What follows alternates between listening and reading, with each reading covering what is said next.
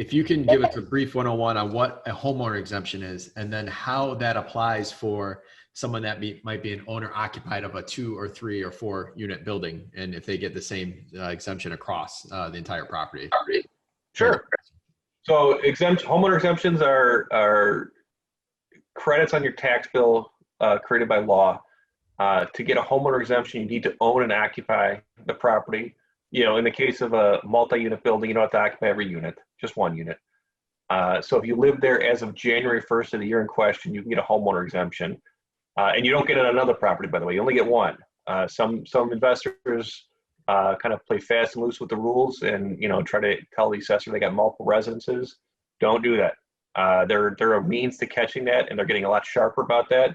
A lot of cases I get in my office right now are people who are claiming multiple exemptions, and they're getting back tax bills. You know, they can go back up to 3 years with penalties and interest that can be very exorbitant. So you only get one. You only get an exemption on one property. I should make that very clear. If you're a senior citizen as of January 1st, you turn 65 as of January 1st, 2020, and you live in the property, you get a senior citizen exemption. The homeowner exemption in Chicago is about $700. It changes in the suburbs because it's determined in part by your tax rate, which is different. The senior citizen exemption is about half that much, about half the break of the homeowner exemption. So in Chicago, it's $350, $400. And if you're a low-income senior,